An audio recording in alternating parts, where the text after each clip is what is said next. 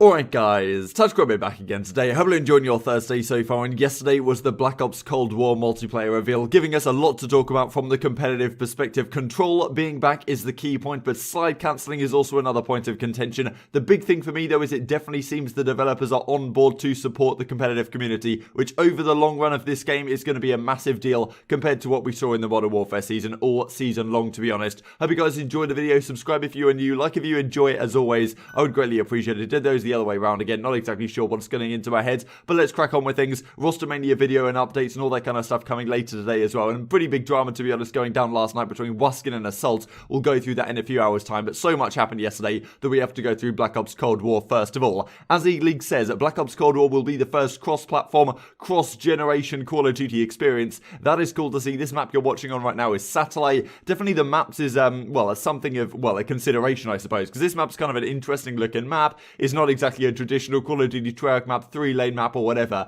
Maybe it'll play in competitive, I kind of doubt it. The Moscow map is the one that I really like the look of. Traditional 3 lanes, Hardpoint looks great on that map, Control looks great on that map, so for a number of reasons I think that's going to be in competitive play, and hopefully there's more where that came from Treyarch, but at least there is like some traditional 3-lane maps in the game, and when the full game comes out I imagine there will be some more ones in a similar fashion to Moscow, because the developers definitely seem on board with competitive play this year, which is certainly what we want to see. They have jet skis as well in the trailer on this map called, I think it's called Armada. There's like a couple of ships you can go between. You play like 12v12 on that one, so not going to be relevant for competitive play, but Sensor was kind of hyped about this one. Dead Silence officially does return as a perk called Ninja, just like it was called in Black Ops 1, so that's exciting stuff. They talked about as well if you crouch, or like depending on how quick you move, you can still be silent without having Dead Silence, which is good, right? Because in Modern Warfare, even if you're crouching and moving very slowly indeed, you're still making some footstep noise, so that's no longer going to be the case in this game, which is great news for Search and Destroy. There was some talk about the noob-friendly score streaks as well, so we'll have to see how this develops. They may just well be GA'd again as they were in the Modern Warfare season, which would be kind of unfortunate, but they're not just based on a long kill streak at this point or a long score streak. They're now based on you can get like 23 kill streaks and get your chopper gunner, or just get 15 kills in a row. Bit of an interesting system,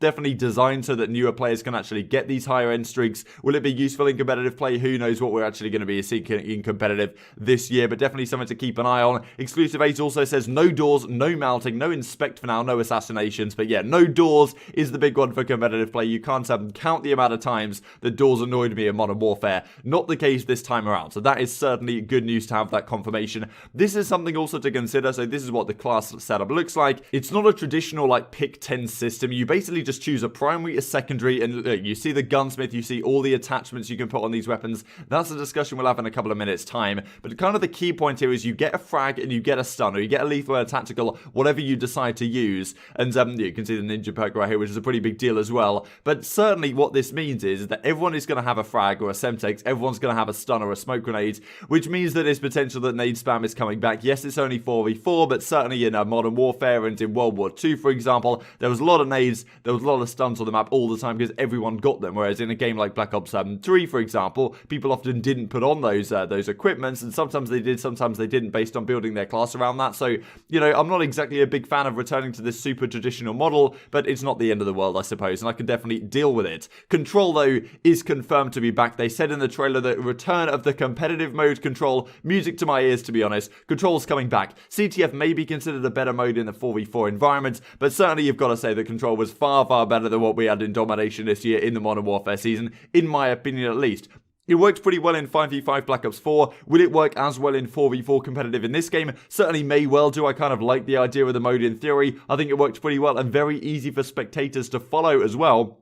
The fact that, like, again, it's first to 30 kills or first to capture the 2 points. Very spectator friendly, pretty exciting game mode to be honest to watch. Because a lot of times in Domination this year, I would just tune out and wait for map 4, even if it was going to be a 3-0, right? Because, yeah, it wasn't the most exciting, I would say. Control confirmed, and pretty much already confirmed in the CDL. Typically, we get game mode confirmations, and Treyarch have, of course, released another couple of modes into the game, like this VIP escort kind of thing, which Puckett was saying maybe we should try that in competitive. But Atlanta Phase says no, you know, tick to Control, no Domination, and the Call of Duty League just straight up says Control is back for Black Ops Cold War, almost immediately implying that Control is going to be back as a game mode in competitive play this game, almost already certifying that it's going to be Hardpoint Search and Destroy Control. They don't obviously haven't outright said that, but definitely the fact that the COD League is tweeting about this implies to me that it's going to be used in competitive play, which I'm pretty happy with, but it's usually a discussion we have over the next couple of months, which game modes are going to be coming in. It's probably Control this time around, and well, given how it played in Black Ops 4, I am pretty happy to see that. This was another interesting thing that Arsaziz points out, that it shows where the next hardpoint is. Not going to be relevant, of course, for competitive play, because the players know where the rotations are anyway, but it might be useful for getting some casual players into playing competitive, right? Because I think for the last 10 seconds of every hardpoint, it shows somehow on the map where the next one is going to be, and that's pretty useful, right? If you're a casual player and you're playing hardpoint, you're like, damn it, these hardpoints are not like random. You probably have to play a few times to realize the rotation on each particular map, and yeah, it's good to actually show that to the players so that there's an increased likelihood that these guys will get interested in competitive play and come down that route. So cool addition from Treyarch to make this work out, but then we get this from Octane Sam, and this is something you definitely saw in the gameplay yesterday, that slide cancelling is well and truly back. They said in the trailer that we're like, oh no, the slide is tactical. When you slide, you go through crouch and you come out of it in crouch, and yeah, it's just like a tactical gameplay experience or whatever they say. Whereas when you're actually watching it, you're pretty clearly noting people are doing exactly what they're doing in Modern Warfare, slide and then jump and slide at the same time, and they stand straight up out of that slide and can immediately shoot. And all the players were doing this all over the map. However, we get an immediate bit of feedback to this. So, you know, you can see this gameplay right here, like that was clearly a slide cancel right there, and you're seeing very similar things throughout the gameplay that you're watching yesterday, like slide straight into shooting again. However, Tony Flame, one of the developers at Treyarch, absolute music to my ears, comes out with this. Early feedback on our alpha has been great. I'm hearing about slide cancelling from the pros. Please just know that after this build was made, we fixed slide cancelling abuse case that was discussed. Beta will have appropriate slide cancel penalties and so much more. So looking great, to be honest, for this game going forwards. And honestly, I really like the look of this game. I think it's going to be great. I think the developer support is what we're looking for. We definitely need some better maps and stuff for competitive play, but I'm sure they will come over time, and the developers will make this work, because that's what I say. I think that's the key point. If the developers know and support competitive play, as Tony Flame and a lot of the guys clearly do over at Treyarch, we're going to get solid maps, we're going to get solid competitive support, we're going to get ranked play, and all these things are just going to add up to a great competitive experience, in my opinion, even if some of the stuff we're seeing so far might not be so great. So even though one of the tweets I did yesterday, which we'll have a look at in a second, was a bit more on the negative end, I just thought, you know, it was getting so much positive feedback for a number of players on the Twitter sphere that I thought maybe I'll throw a little spanner in the works and see if there was something they wanted to do about that, if they saw the tweet, which they probably didn't. This is the one I was talking about then. They decided to bring this like 54 attachment gunsmith thing back, and I kind of makes sense. Like Warzone's coming back into this game, like cross-platform really with Modern Warfare and Cold War, so I can see why they want to go down this route. However, I do think this has potential implications for competitive play, because 54 attachments means, in my opinion, I think we saw this in Modern Warfare really, that if you want to make your M4A1 good at any range, you can do so. I was just thinking back to Black Ops 3 as an example, right? If you want to use like a do-it-all rifle, you want to use the M8A7.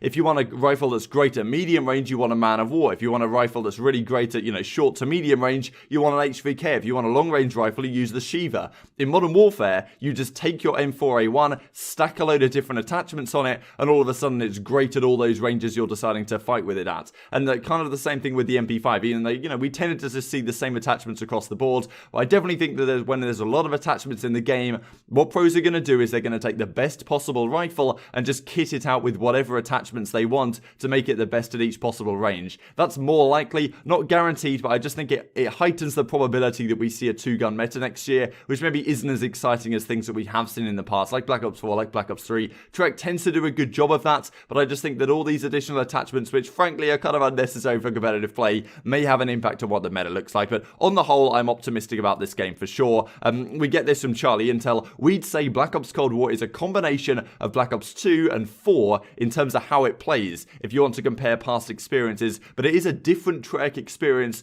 than what you would expect from them, so interesting for them to say that. We also, though, get this, and this kind of compounds the point, really, regarding this competitive support. We can see down here they have this, like, what's new section, this kind of thing, or message of the day, as Charlie Intel describes it as. We can see pretty clearly there's a World League section already in the bottom right-hand corner, which says to me that there's certainly going to be a World League section, kind of as there was in Black Ops 4. You could go in and play League play, you could go in and play all sorts of stuff. Really, really cool to see. And, well, as COD Gamepedia says, The existence of it is more than Infinity Ward did for months. While we're playing, hitting that button just brought up a blank screen that was trying to show some message. Not sure what it'll be in the end. So definitely looks like already the competitive support is here. And if that's the case, things are going to be great for this year. Balancing fixes are going to be done very quickly. Speaking of balancing fixes, of course, we saw a lot yesterday around this AK-74U. I believe that they meant to say the 74U here, right? But yeah, apparently it's just completely overpowered, which is fine for now. Things are going to get fixed. I mean, Iggs was saying it reminded him of Black Ops 1 when it was super OP early on, and then they kind of nerfed it, and the FAMAS became the god gun in the Black Ops 1 days. But the AK-74U was still very viable in that game,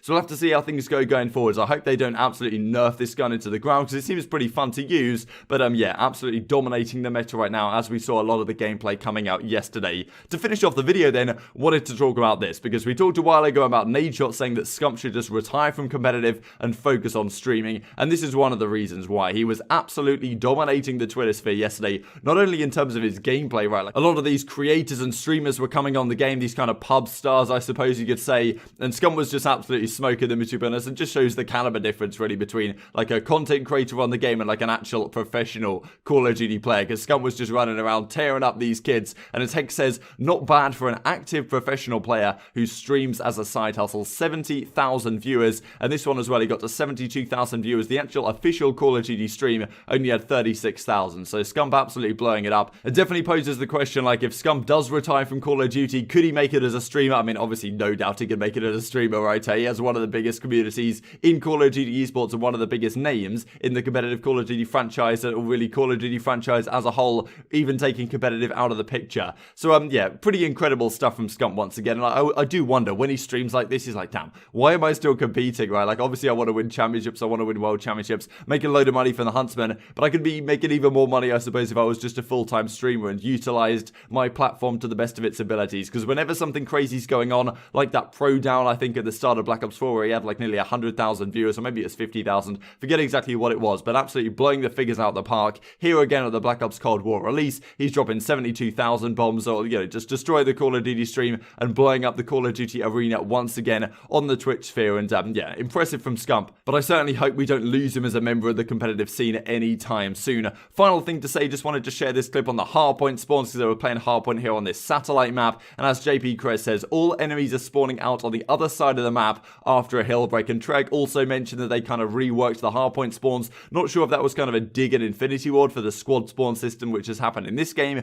which a lot of the pros have complained about. But as you can see in this clip, they break the hardpoints, and the, well, as you can see just on the screenshot, I suppose, the hardpoint's over here, zoom is in mid-map, and all the enemies are spawning on the other side of the map, exactly where you would expect them to spawn. Absolutely unprecedented season of a Call of Duty game. Thank you for watching the video as always. Like if you guys enjoyed it, subscribe if you are new, I would greatly appreciate it. Later today, going to be talking about Rostermania and some more drama that happened over the last 24 hours or so. Thanks for watching as always, and I will see you next time.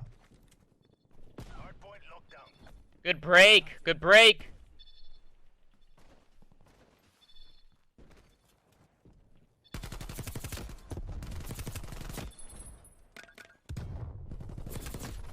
Got tac mask on, brother.